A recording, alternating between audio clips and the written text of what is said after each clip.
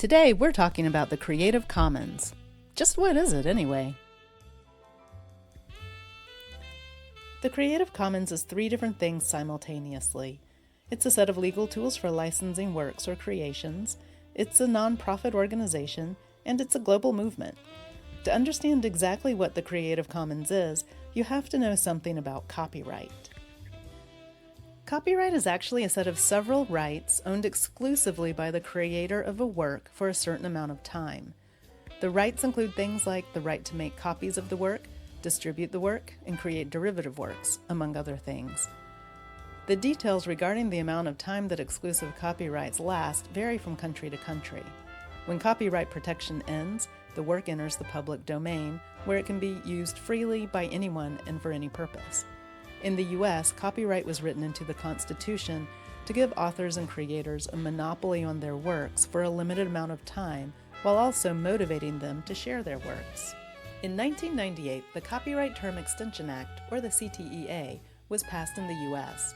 The CTEA was posthumously named for Sonny Bono, an American composer, singer, and U.S. congressperson who supported the measure but who died before it was passed.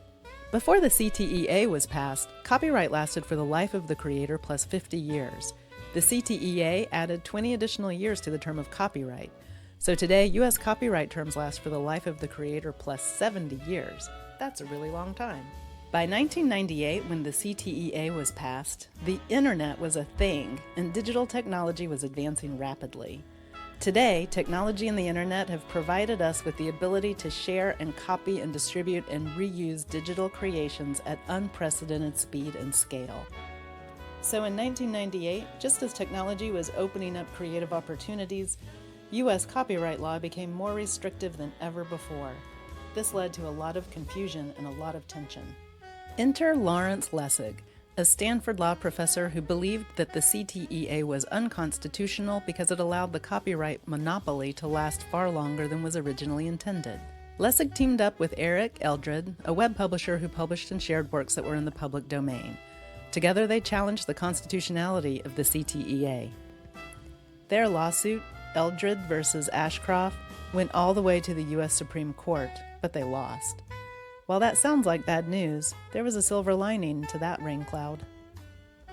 Lessig and some colleagues were inspired to found the Creative Commons nonprofit organization in 2001, and the CC licenses were released in 2002. The Creative Commons licenses are a set of licensing tools that work in conjunction with traditional copyright. When a creator applies a CC license to their digital creation, they're telling the world how they're allowed to legally interact with that work. While all rights are reserved under copyright law, some rights are reserved with the Creative Commons licenses. The Creative Commons nonprofit organization has staff all over the world who work to steward the CC licenses and to foster the global Creative Commons movement. The CC movement represents a shared culture that values openness and creativity.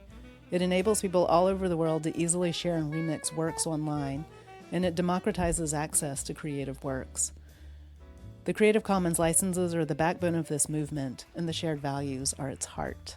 Today there are at least 1.6 billion Creative Commons licensed digital works circulating the globe, and that number increases every day. So now that you know what the Creative Commons is, you're probably wondering how to get involved in the CC movement. Here are a couple of suggestions. First, visit the Creative Commons Global Network, pick a platform, and contribute your time and effort in any amount. And of course, add a CC license to your own creation before you release it into the digital wild. Just go to the Creative Commons license chooser to pick a license to use.